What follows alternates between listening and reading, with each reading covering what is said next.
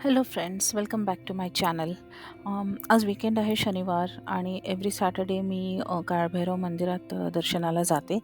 But I had longer plans today. मी अजून 2 मंदिरातले दर्शन घेणार आहे. सो आय जस्ट थॉट की मी तुम्हाला पण पुण्यातले काही मंदिर दाखवावे. So I am just preparing for my day. इथे मी लेमन चिया ड्रिंक रेडी करत आहे.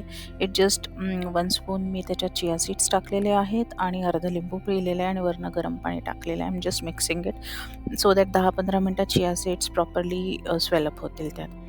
प्लस हा घरी बनवलेला ढोकळा होता, मी तो पॅक करून घेतलेला आहे. चितळे मिक्स यूज केलेला आहे ढोकळा बनवायला. So it was really yummy. So I am just packing for the day before leaving from home. आता एक 10 वाजलेले आहेत सकाळचे and I am just getting ready now. बस मग मी तिथून निघाली आणि सर्वात पहिले काळभैरवनाथ मंदिरात आली. हे येथे ग्रामदैवत म्हणून ओळखले जाते. हे धायरी एरिया परिसरात येतं हे मंदिर. तुम्ही बघत असाल किती मोठा परिसर आहे आणि ह्या परिसरातील स्थानिक लोकांसाठी देवाच्या रूपाने विशेष असल्याचं भाव आहे. भक्तांसाठी हे मंदिर शांतता देणारे, ताणतणाव कमी करणारे ठिकाण मानले जाते आणि मी पण ते अनुभवते. अनेक जण येथे येऊन मनःशांतीसाठी दर्शन करतात. हे मंदिर एक अराउंड 200 वर्षांपासून जास्त याची कालावधी आहे. एवढे 200 वर्षाआधी हे बांधलेलं आहे. इथे श्रीरामांचं मंदिर पण आहे एक छोटंसं. तिथे मी आधी येथे दर्शनाला जाते आहे.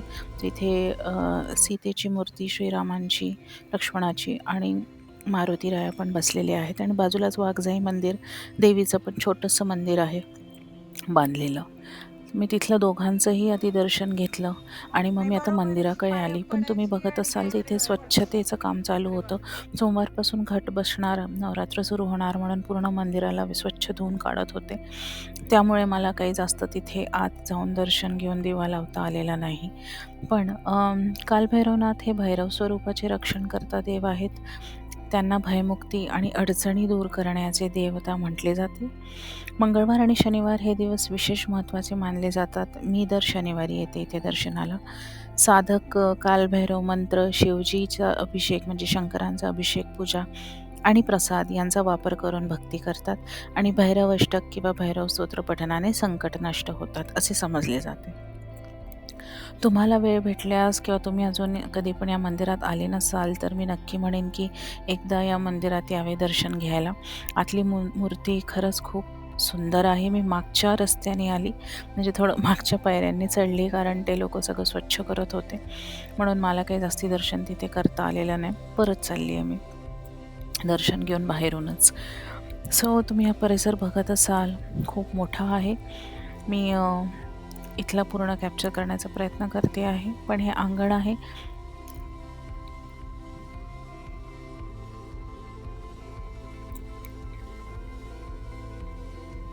थोडीफार झाडे आहेत लावलेले. मी जरा बघत होते की कुठली फुलं दिसत होते म्हणून मी त्या झाडाकडे गेली.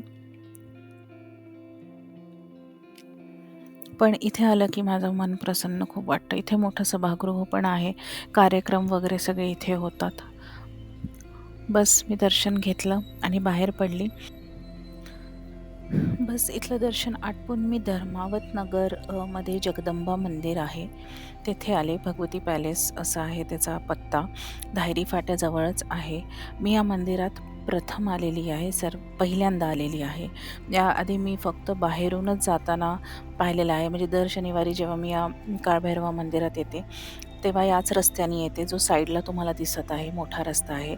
आणि मी दरवेळेस येता जाताना हे मंदिर बघते आणि बाहेरून मला इतकं सुंदर दिसतं हे मंदिर, कारण हे पांढऱ्या स्वच्छ मार्बल्स संगमरवरानी बांधलेलं आहे असं आढळण्यास येतं. म्हणजे मी जेव्हा ॲक्च्युली आज जाऊन बघितलं तेव्हा लक्षात आलं. आणि तुम्ही बघत असाल याचा पण परिसर खूप मोठा आहे. साईडनी झाडं लावलेली आहे, बसायला बेंचेस ठेवलेले आहे. मोठा सभामंडप इथे असतो. आणि मी आता आत दर्शन घ्यायला जात आहे. तुम्ही जर, मला माहिती नाही मी हे कॅप्चर जेव्हा केला व्हिडिओ तर याला किती मी सफलतेपूर्वक कॅप्चर केलेलं आहे किंवा शूट केलेलं आहे, कारण हे मंदिर अप्रतिम आहे. मी याच्या पायऱ्या चढत होती तेव्हा मी जस्ट आजूबाजूला बघत होती. So I was really mesmerised. तर तुम्ही जेव्हा वर जाल, जेव्हा हे मंदिर जर तुम्ही कधी इथे दर्शनाला गेले नसाल तर आय रिअली रिक्वेस्ट की तुम्ही एकदा तरी याचं दर्शन करावे. मी प्रोफेशनल ब्लॉगर नाही आहे. मी हे नुकतंच सुरू केलेलं आहे. सो तुम्हाला माझ्या ब्लॉगिंगमध्ये बरेचसे प्रॉब्लेम्स सापडतील जेव्हा मी व्हॉईस ओव्हर पण करते आहे, तर ऑब्व्हियसली त्यात पण. But I am just doing it in one take. ही पहिली जी मूर्ती आहे ती आहे माँ सरस्वतीची. तुम्ही बघू शकत असाल, माहीत नाही कितपत क्लोजअपमध्ये तुम्हाला दिसत आहे, पण ही खूप सुंदर अप्रतिम मूर्ती होती आणि मी आजूबाजूचं पण पूर्ण आवार कॅप्चर करण्याचा प्रयत्न करत होते. हे खांब इतके सुंदर खांब दिसत होते आणि इथे जी फुलाची सजावट होती, प्लस आजूबाजूला डेकोरेशनचं काम सुरू आहे. त्याच्यानंतर ही दुसरी मूर्ती आहे आई अंबाबाई देवीची आणि एक आहे महालक्ष्मीची. अशा 3 मूर्त्या आहेत साईड बाय साईड आणि तुम्ही जर बघितलं तर तुम्हाला खरंच इथे मन प्रसन्न होईल. मी दर्शन घेतलं, 2 मिनटं बसली तिथे, मेडिटेट केलं आणि त्यानंतर जेव्हा तुम्ही चढताना किंवा उतरतानाही राईट साईडला, लेफ्ट साईडला दत्तगुरूंची मूर्ती आहे, ती पण मला फार खूप सुंदर आणि सुरेख वाटली. बस मी एक स्टेप मागे उतरत आहे. तुम्हाला थोडंफार दाखवण्याचा प्रयत्न केला. इथे कितपत शूटिंग अलाउड होतं माहिती नव्हतं. ही इन्फॉर्मेशन आहे, इफ यू आर इंटरेस्टेड तर ह्या इन्फॉर्मेशननुसार तुम्ही इकडे मंदिरात दर्शनाला जाऊ शकतात. आय एम एक्सपेक्टिंग खूप गर्दी राहणार आहे भाविकांची. सो सकाळी गेले दर्शनाला तर बरं राहील. I don't know, may be सगळ्याच वेळेस दर्शनाला गर्दी राहील, पण इथे प्रसाद वाटपसुद्धा होतो. बस मी ते करून सोमेश्वर मंदिरात आली. हे पाषाणमध्ये स्थायी आहे, शंकराचं मंदिर आहे. पण या मंदिराची खास गोष्ट म्हणजे इथे बाकीच्या पण काही गोष्टी आहेत ज्या आपण आता आत जाऊन अनुभवू. हा व्हिडिओ मी 2 पार्ट्समध्ये केलेला आहे, कारण सोमेश्वर मंदिर इथे तुम्हाला फिरायला ॲटलीस्ट 1-1.5 तास हवा. आतलं परिसर खूप छान आहे. ग्राम संस्कृती उद्यान आहे, प्लस सगळे जे विश्वविख्यात मंदिरं आहेत त्यांच्या यांनी छोट्या प्रतिमा केलेल्या आहेत. मंदिराच्या आत आल्यावर पायऱ्या उतरून मी आत आलेली आहे मंदिराच्या आवारामध्ये. तुम्ही जर बघत असाल तर हे खूप मोठा परिसर आहे. मंदिरात एक जलस्रोत पण आहे आणि सर्वप्रथम गणपतीची मूर्ती येते, त्याचं दर्शन करून आपण पुढे जातो. व्लॉग शूट करताना आता ऑब्व्हियसली मी काहीच व्हॉईस ओव्हर दिलेलं नाही आहे. व्हॉईस ओव्हर मी नंतर करते आहे. पण तुम्ही जर बघत असाल हा गार्डन एरिया, हा एवढा मोठा प्रशस्त आणि मुख्य म्हणजे इतकं क्लेनलीनेस, स्वच्छ ठेवलेला आहे परिसर. आणि जसं की मग म्हटलं, गणपतीची मूर्ती पहिले येते, त्याचं दर्शन घेतलं आणि मग परत पायऱ्या खाली उतरून मी मेन मंदिराकडे पुढे जाते.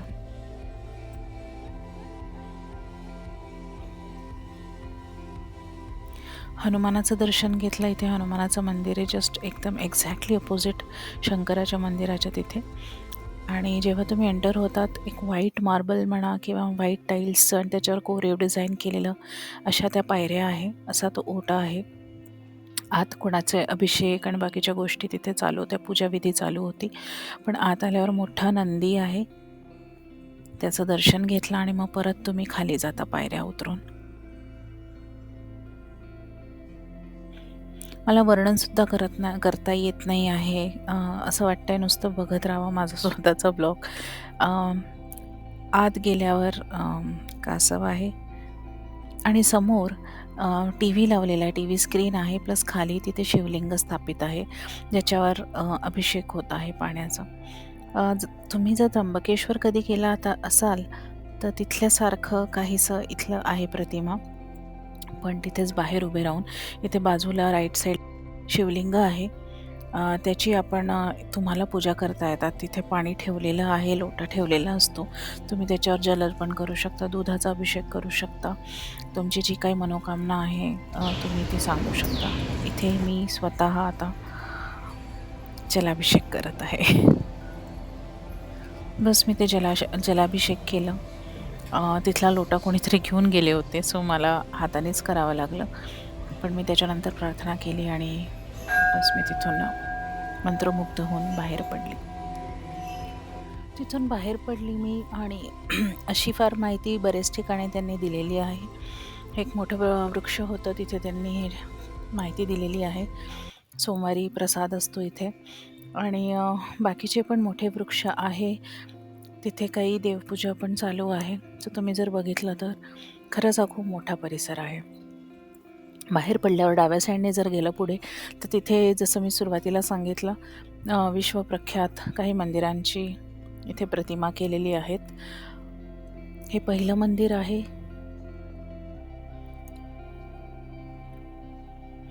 तुम्ही जर बघितलं तर इतकं छान कोरीव डिझाईन, कलाकृती, कृष्णेश्वर मंदिराची प्रतिमा केलेली आहे ही.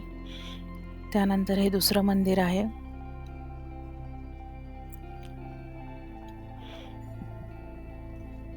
केदारनाथ.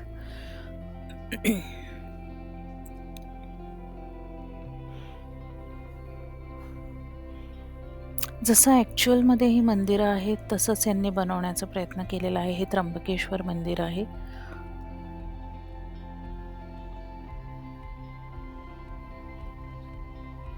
ही मोठी शंकराची मूर्ती आहे इथे. भीमाशंकर मंदिर.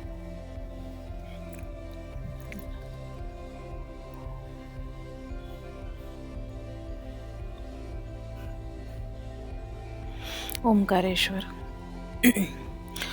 तुमची जर मुलं असतील, लहान मुलं असतील, तर तुम्ही त्यांना इकडे आणू शकता. महाकाळेश्वर मंदिर तुम्ही ते आणू शकता, सहलीसाठी पण आणू शकता, कारण याच्यानंतरच्या ज्या पार्टमध्ये एक ग्रामसंस्कृती उद्यान आहे, तिथे मुलं खरंच एन्जॉय करतील. मोठे असो लहान असो, या मंदिरात दर्शन नक्कीच एकदा द्यावे. मल्लिकार्जुन मंदिर आहे हे. आणि हे सोमनाथ. तिथेच मध्यस्थी मोठ्या नंदी बैलाची मूर्ती आहे. नंदीची मूर्ती आहे आणि खूप सुरेख आहे. बस मला सांगाल तुम्हाला हा व्लॉग कसा वाटला. याचा पार्ट 2 उद्या येणार आहे, तर तुम्ही पार्ट 2 नक्की बघा आणि एन्जॉय करा. आणि आय होप तुम्हाला माझे व्हिडिओज आवडत असतील. Please like, share, comment and subscribe to my YouTube channel. Thank you so much for watching. See you in part 2. Thank you.